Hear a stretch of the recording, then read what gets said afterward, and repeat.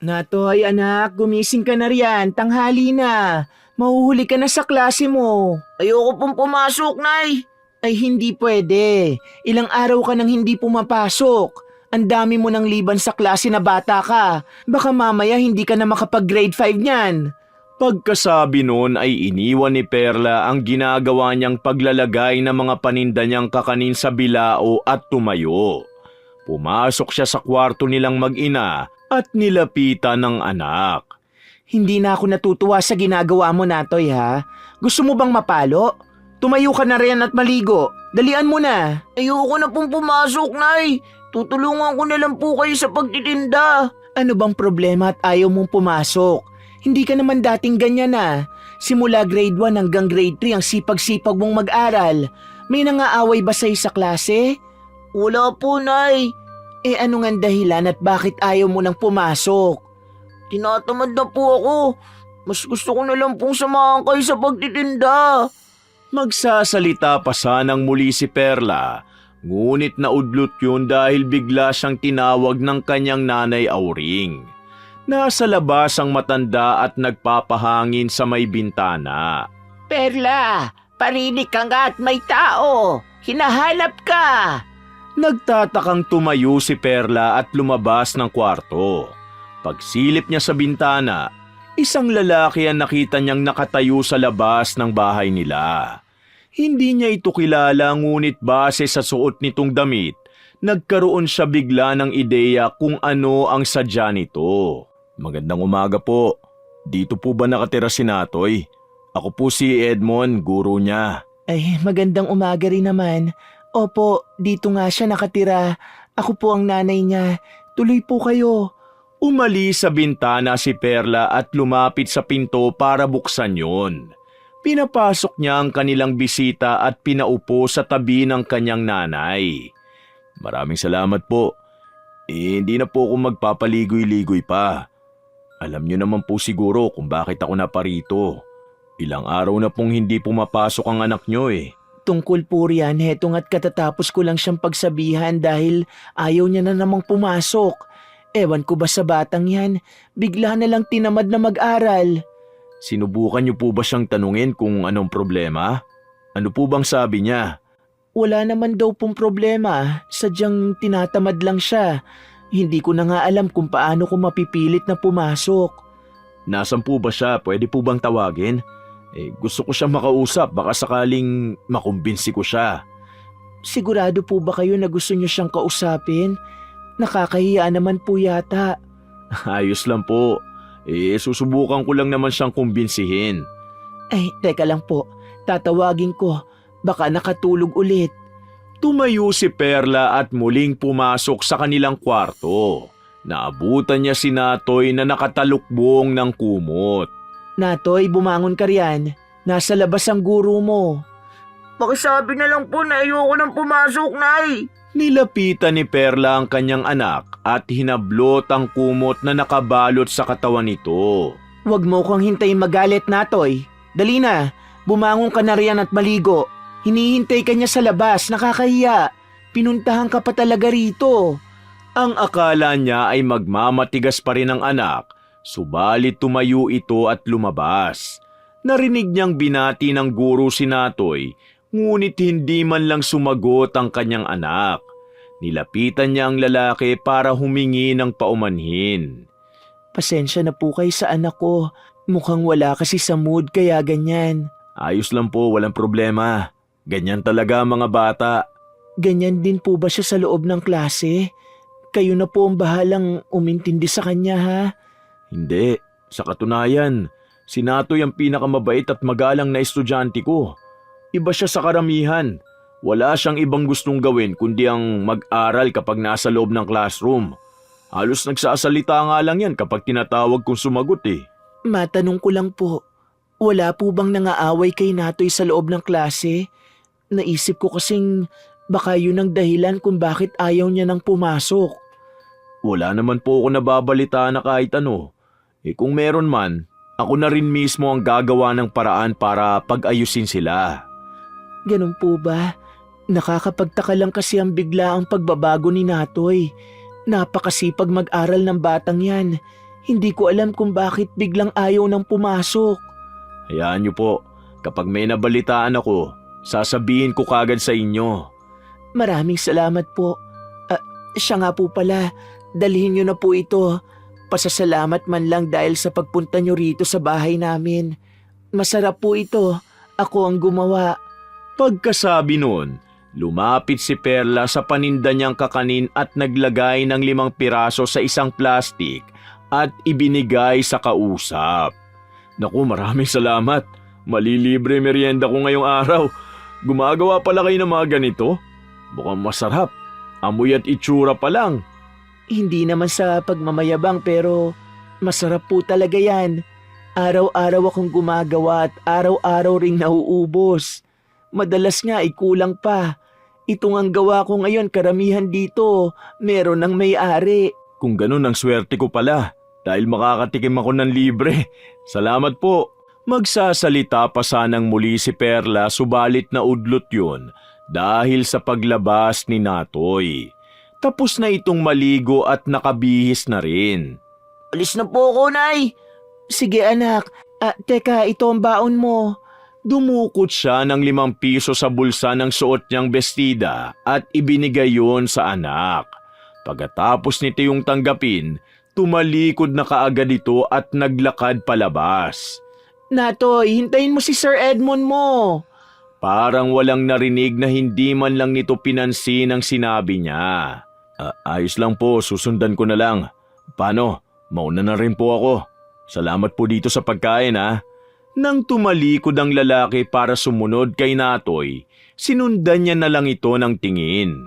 Napabuntong hininga na lang si Perla nang tuluyan ng makalayo ang dalawa. Ay nako, ano bang nangyayari sa batang yun?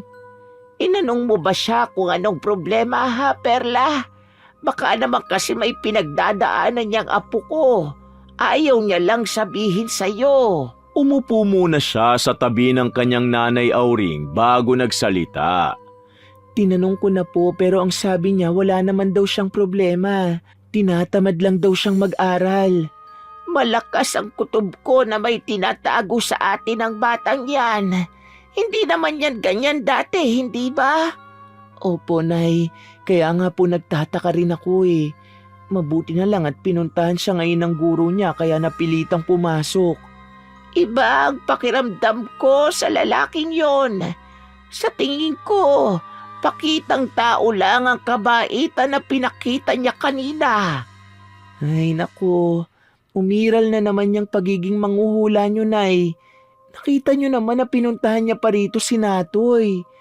Hindi ko naman pinipilit na paniwalaan mo ko. Pero kilala mo naman ako. Kahit kailan, hindi pa ako nagkamali ng hinala. Alam ko yun, Nay. Pero sa pagkakataong ito, hindi ako sang-ayon sa sinabi niyo. Kung masama ang ugali ni Sir Edmond, hindi na sana siya mag-aaksaya ng oras na puntahan si Natoy dito. Isa yon sa trabaho nila. Kahit ayaw nila, wala silang magagawa. Ay, ayoko na pong makipagtalo sa inyo. Isipin niyo na lang kung anong gusto niyong isipin. Magtitinda na ako, tanghali na. May pagkain na po dyan sa mesa ha. Kumain na lang po kayo kapag nagutom kayo. Sige anak, mag-iingat ka. Huwag mong kalimutang magdala ng payong at mukhang uulan. Opo, Nay, salamat. Aalis na po ako. Pagkasabi nun ay binitbit niya na ang 2 bilao na naglalaman ng kakanin at umalis.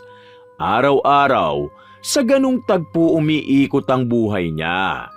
Gigising siya ng madaling araw para magluto at maglalako naman kinabukasan.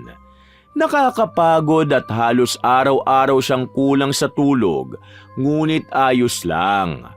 Ang mahalaga para sa kanya ay kanyang natutustusan ang pangangailangan nilang tatlo. Kakanin! Kakanin kayo riyan! Mga suke, bili na kayo! Kaagad na nagsilapitan ng mga suki niya nang marinig ang sigaw na yun. Sa isang iglap, naubos kaagad ang paninda niya at tanging ang mga nakareserba ang naiwan. Ihahatid niya lang ang mga yun sa mga may-ari At pagkatapos nun ay didiretso na siya sa palengke at mamimili ng mga kakailanganin niya para makapagtinda muli bukas. Malapit na siya sa bahay ni Mang Doming nang mapansin niyang maraming tao ang naroon at tila may kung anong kaguluhan sa nangyayari. Binilisan niya ang paglalakad hanggang sa tuluyan siyang makalapit. Napag-alaman niya mula sa mga naroong nakikiusyoso na patay na umano ang anak ni Mang Doming. Natagpuan daw ang katawan ng binata sa tabi ng ilog. Nitong nakaraan lang, nakarating pa sa kanya ang balita na nawawala ang anak ng matanda, tapos ngayon heto na at isang malamig ng bangkay. Nakipagsiksikan si Perla sa mga naroon at nang makarating siya sa pinakaunahan, nakita niya ang matandang nakaluhod sa lupa habang umiiyak. Sa harapan nito ay naroon ang wala ng buhay na katawan ng anak nito. Nang mga sandaling yun, parang dinudurog ang kanyang puso para sa matanda. Saksi siya kung gaano nito kamahal ang anak. Bago pa man tuluyang pumatak ang kanyang mga luha, tumalikod na siya at naglakad ng palayo. Nang mga sandaling yun, biglang pumasok sa isip niya si Natoy, ang kanyang nag-iisang anak. Kung sakaling mangyari sa kanya ang nangyari ngayon kay Mang Doming, baka hindi niya yun kayanin. Makalipas ang ilang oras, natagpuan ni Perla ang kanyang sarili na nasa labas na ng gate ng paaralan at tinihintay si Natoy. Kagagaling niya lang sa palengke para mamili at naisipan niyang daanan na lang ang anak, tutal tanghali na. Ilang minuto lang siyang naghintay at maya-maya lang, nakita niya nang lumabas si Natoy. Nilapitan siya nito at kinuha ang ilan sa mga dala niya. Ano pong ginagawa niyo dito, Nay? Ano pa, malamang hinihintay kita. Kagagaling ko lang sa palengke. Saktong malapit na rin naman kayo mag-uwian kaya dinaanan na kita. Sana po dumiretso na kayo sa bahay para makapagpahinga, Nay. Kanina pa yata kayo naghihintay dito eh. Ang init-init po. Kadarating ko lang, mga 5 minuto lang siguro ako naghintay. Sa susunod po sa bahay na kayo dumiretso.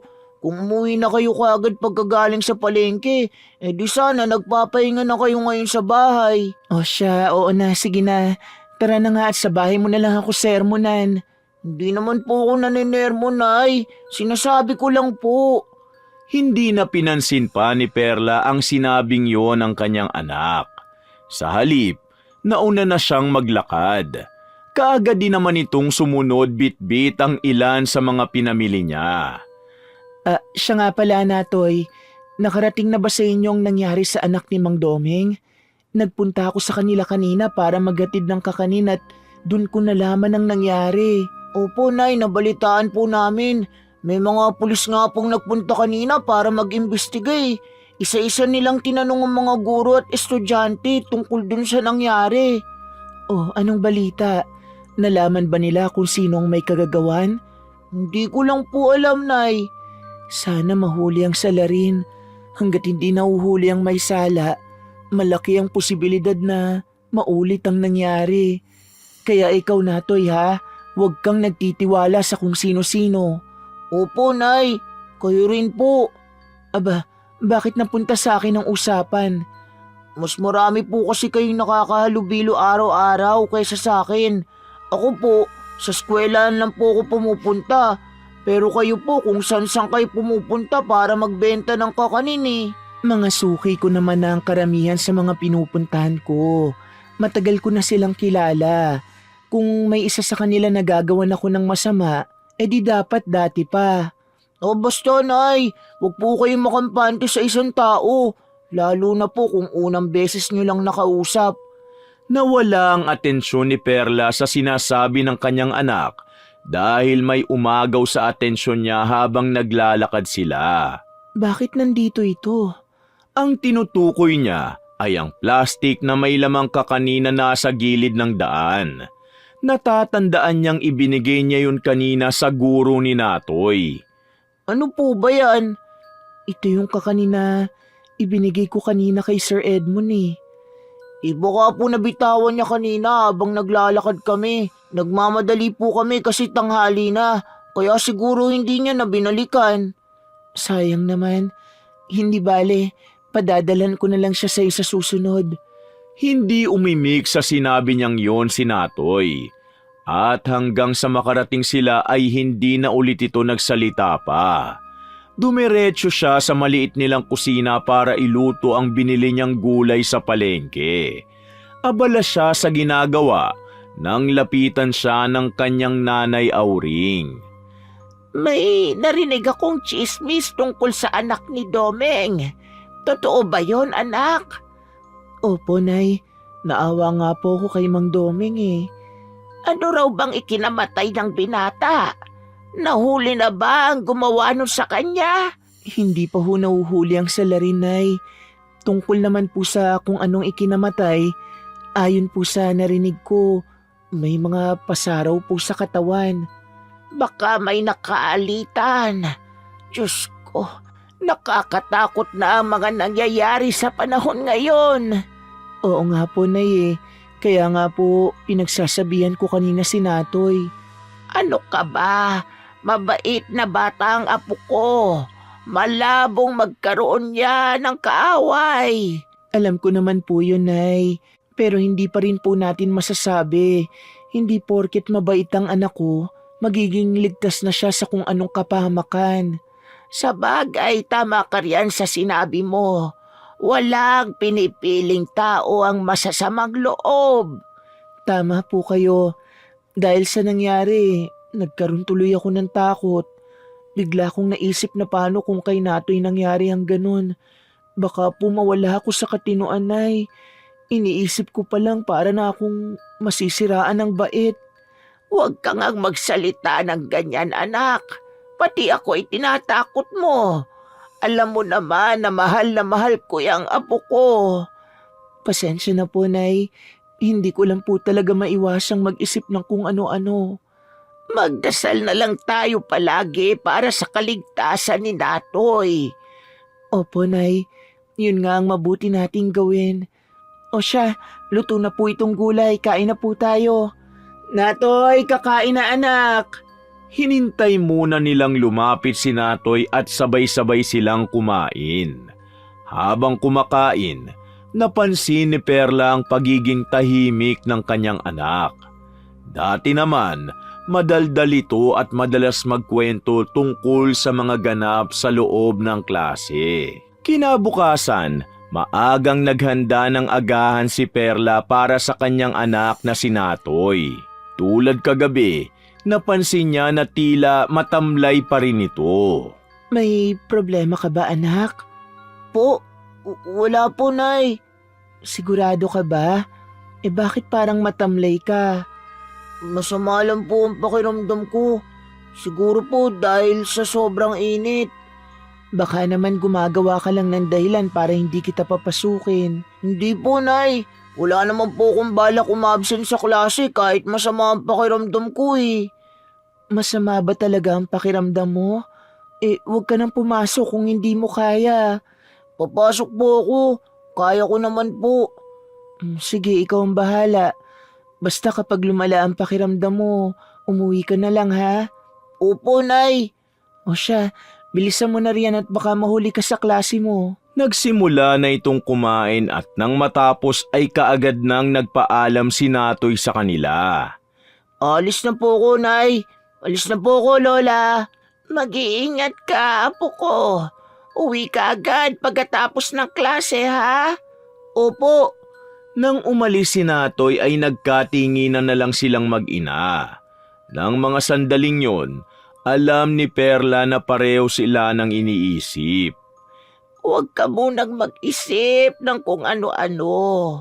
Hintayin na lang nating siya mismo ang lumapit sa atin at magsabi ng problema niya. Maaaring bata pa ang anak mo pero matalino si Natoy. Marunong mag-isip. Baka kaya ayaw niyang magsabi dahil ayaw niyang mag-alala ka. Hayaan mo na lang muna siya. Pero paano po kung hindi pala madali ang pinagdadaanan niya, Nay? Nakita niyo naman, halos hindi siya makakain tapos ang tamlay pa. Paano po akong hindi mag-aalala kung ganyan ang nakikita ko? Naiintindihan kita, anak. Hayaan mo. Susubukan ko siyang kausapin. Baka sakaling magsabi siya sa akin. Sige po, Nay. Baka nga magkwento siya kung kayo ang kakausap sa kanya. Sabihin niyo po kagad sa akin kung ano man ang malalaman niyo, ha? Sige, sige. Ako na ang bahala. Maraming salamat po, Nay. Pagkatapos ng pag-uusap nilang yun, naging abala na si Perla sa paglilinis ng mga ginamit niya sa pagluluto ng kakanin-kaninang madaling araw.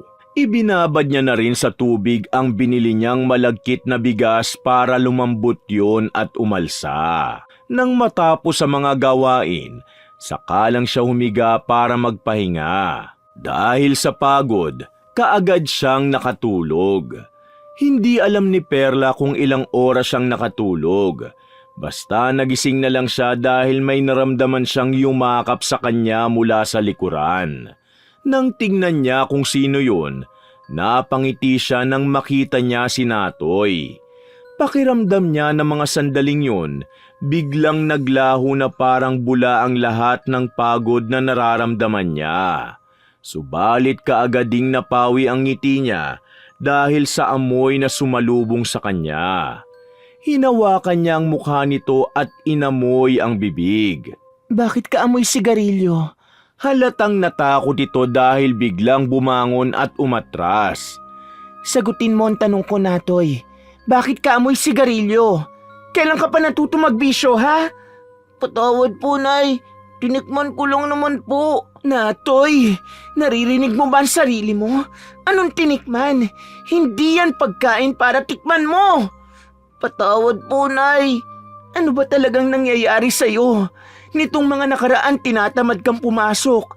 Tapos ngayon naman natututo ka ng manigarilyo? Pinag-aaral kita hindi para matuto magbisyo. Alam ko naman po yun. Alam mo naman pala, bakit ginawa mo? Natoy naman, kaya nga ako nagpapakahirap maghanap buhay para makapag-aral ka at magkaroon ng magandang buhay. Tapos malalaman ko na lang na unti-unti mo nang sinisira ang buhay mo. Tinikman ko lang nga po yun, Nay. 10 taon ka pa lang. 10 taon! Kahit tinikman mo lang o ano, masama pa rin ang ginawa mo. Nakaka-addict yan, alam mo ba? Walang magandang maidudulot yan sa'yo kung hindi sakit. Ano bang kaguluhan ang naririnig ko? Perla, anak, bakit ka ba sumisigaw? Paanong hindi ako magagalit, Nay? Itong apo ninyo natututo ng manigarilyo. Natoy, apo, totoo ba ang sinasabi ng nanay mo? Tinikman ko lang naman po yun, Lola. Napatapik sa sariling noo ang matanda matapos marinig ang sinabing yun ni Natoy. Sus, Ginoo kang bata ka. Bakit mo yun ginawa? Tinatanong ka ng lola mo. Sumagot ka. Wala po. Gusto ko lang. Patawad po. Halika nga ritong bata ka. Naghahanap ka talaga ng palo eh. Nilapitan ni Perla ang anak at hinila sa kamay. Kumuha siya ng sinturon at pinalo ito sa puwet. Bagamat galit, kontrolado niya pa rin ang pagbitaw niya ng sinturon. Alam niyang hindi yun ganun kasakit kaya nagtaka siya nang bigla na lang itong mapasubsob sa sahig. Nabitiwan niya ang hawak na sinturon at lumapit para tulungan itong tumayo. Ano ka ba naman, Perla? Balak mo bang lumpuhin ang anak mo? Hindi naman po ganun kalakas ang pagpalo ko, Nay. Kaya nga nagtataka ako kung bakit. Natigilan si Perla at napatingin kay Natoy. May tumatakbo sa isip niya.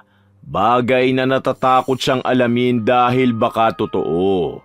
Gayunpaman, nilakasan niya pa rin ang kanyang loob. Hinawakan niya ang laylayan ng short nito at dahan-dahang itinaas. Nanginginig ang kanyang mga kamay habang ginagawa yun. Lihim niya ring ipinagdarasal na sana mali ang kanyang hinala. Anong mga ito? Kasabay ng pagsambit niya ng mga katagang yun, Siya namang paglambot ng kanyang mga tuhod matapos tumambad sa kanyang paningin ang kinatatakutan niya. Pati ang kanyang nanay ay nagulat din sa nakita. Diyos ko, ano yan? Bakit puro pasa? Sino ang may gawa niyan? Ang kaninang tahimik niyang anak na si Natoy ay parang biglang nataranta nang marinig ang sinabi ng matanda. Wala lang po ito. Anong wala? Tingnan mo nga. Halos kulay ube na yung mga hita mo. Ano bang nangyayari, Natoy? Sino may gawa niyan? Ano ka ba naman, apo? Papatayin mo ba sa pag-aalala ang nanay mo? Nang mga sandaling yun, nanatili pa ring walang imik si Perla. Sobra siyang nagulat at nasasaktan sa kanyang nakita. Halo-halong emosyon ang lumulukob sa kanya. Kahit nang lapitan siya ni Natoy at yakapin, nanatili pa rin siyang walang kibo. Pasensya na po, Nay. Hindi ko naman po gustong gawin to. Bakit kasi hindi mo sabihin sa amin kung anong nangyari? Paano mo nakuha yung ganyang mga pasa? Sino ang may gawa niyan? Hindi ko po pwedeng sabihin, Lola. Ang sabi niya sa akin, may masamang mangyayari daw sa inyo kapag nagsumbong ako. Kaya pasensya na po, hindi ko pwedeng sabihin. Ayoko po may mangyari sa inyo ni nanay eh. Ayos lang naman po ako. Mawawala rin po itong mga pasa ko. Hindi pwede, apo. Kailangan mong sabihin sa amin ang totoo. Kailangang magbayad ang kung sino mang may gawa niyan sa'yo. Huwag kang matakot sa banta niya. Hindi niya kami kayang saktan ng nanay mo. Hindi hanggat nabubuhay ako. Pero natatakot po ako, Lola. Baka po kung anong gawin niya sa inyo ni nanay. Masama po siyang tao. Kaya niyang pumatay. Kaya nga kailangan mong sabihin sa amin kung sino yung tinutukoy mo para matigil ang kasamaan niya. Sige na, apo. Pakiusap para sa amin ang nanay mo. Sabihin mo na kung sino. Si Sir Edmund po, Lola. Sir Edmund? Tama ba ang narinig ko? Sinasabi ko na nga ba? Tama ang hinala ko tungkol sa lalaking yon. Ano pong ibig niyo sabihin? Unang kita ko pa lang sa kanya, naramdaman ko na agad na hindi siya mabuting tao. Tama po kayo ng hinala sa kanya, Lola. Kunwari lang pong mabait siya pero ang totoo, sobrang sama niyang tao. Siya po ang pumatay sa anak ni Mang Doming. Ano? Totoo ba yung sinasabi mo, apo? Opo, nakita ko po mismo, Lola. At alam niya po yun, kaya nga ako naman ang pinagbabantaan niya. Ang akala ko makakaiwas na ako sa kanya kapag hindi na ako pumasok. Pero pinuntahan niya po ako rito. Hayop siya. Pupuntahan ko siya ngayon mismo. Ilalantad ko sa lahat ang kasamaan niya. Yun ang mga katagang binitiwan ni Perla makalipas ang ilang minutong pagkatulala. Tumayo siya at akmang lalabas ng kwarto, ngunit pinigilan siya ng kanyang ina. Magaan na parusa kung makukulong lang siya, anak. Hayaan mong ako ang magbigay ng nararapat na parusa sa kanya. Natigilan si Perla. Napatitig sa kanyang ina. May parte sa kanya ang tumututol sa gusto nitong tukuyin. Kinagabihan, Nay, sigurado po ba kayo sa gusto niyong gawin? Matagal na po nating ibinao ng kalahating ito ng ating pagkatao. Nangako kayo kay tatay na hindi na ulit kayo babalik sa dati niyong gawain. Hindi niyo po kailangang baliin ang pangakong yun para lang kay Natoy. Alam kong maiintindihan ako ng tatay mo dahil ginagawa ko ito para protektahan kayo ng apo ko. At isa pa, Sa ganitong paraan lang natin maibibigay ang parusang nararapat para sa taong yun. Sige na, gawin mo na ang mga inuutos ko. Hindi na muling tumutol pa si Perla. Sa halip ay sinunod niya na lang ang mga utos nito. Pagkatapos niyang ilabas mula sa isang kahon ang mga gagamitin ng kanyang ina, inutusan siya nitong kunin kay Natoy ang buong pangalan ni Sir Edmond. Usik ang gagawin mo, Nay. Ang usik na tinutukoy ni Perla ay isang uri ng kulam kung saan ang kakailanganin lamang ay ang buong pangalan ng taong kukulamin. Oo, anak. Pero hahaluan ko rin ang kaunting barang. Unti-unti natin siyang papatayin sa sakit at takot hanggang sa siya na mismo ang tumapo sa buhay niya. Sige na, kunin mo na ang buong pangalan at nang makapagsimula na ako. Opo, Nay. Pagkasabi nun, lumabas siya ng kwarto ng matanda at pumasok sa kwarto nilang dalawa ni Natoy. Lumapit siya sa bag nito at kumuha ng panulat at papel. Isulat mo rito ang buong pangalan ni Sir mo. Nay, narinig ko po ang usapan niyo ni Lola. Mabuti naman at narinig mo. Hindi ko na kailangan pang magpaliwanag sa'yo. Sige na, isulat mo na. Kinuha nito ang mga yun sa kamay niya at nang ibalik ay naroon na ang pangalan na hiningi niya. Mauna ka nang matulog. Huwag mo na akong hintayin. May pasok ka pa bukas. Hindi niya na hinintay na sumagot ito. Lumabas na siya ng kanilang silid at bumalik sa kwarto ng matanda. Nang ibigay niya ang papel, sinulatan nito yun ng kakaibang lengguwahe gamit ang dugo ng alaga nilang kambing. Pagkatapos noon ay dahan-dahan nitong sinunog ang papel habang bumibigkas ng mga mahihiwagang salita. Ilang minuto ang itinagal ng ritual bago natapos. Ayos na, anak. Matulog na tayo. Sige po, Nay. Lilipat na po ako sa kabila. Bago siya lumabas, inalalayan niya muna itong mahiga at kinumutan pagkatapos. Pagpasok niya sa kwarto nila ni Natoy ay mahimbing na ang tulog nito. Tiningnan niya muna ang oras bago nahiga. 1:00 na pala ng madaling araw. Ibig sabihin nun, 2 oras na lang ang tulog niya dahil 3:00 siya gigising para magluto ng panindang kakanin. Dahil doon, napagpasyahan niyang wag na lang matulog para hindi sumakit ang kanyang ulo. Nang sumunod na mga araw, nalaman nila kay Natoy ang malaking pagbabago umano ng ser nito. Namumutla at nangingitim ang ilalim ng mata. Madalas tulala at kung minsan ay bigla na lang nagugulat na para bang may kung anong nakakatakot na nakikita. Alam ni Perla na yun na ang resulta sa ginawa nila ng kanyang nanay, kaya hindi na lang siya umimik tuwing nagkukwento si Natoy. Isang gabi, habang naguhugas siya ng plato ay nilapitan siya ng anak.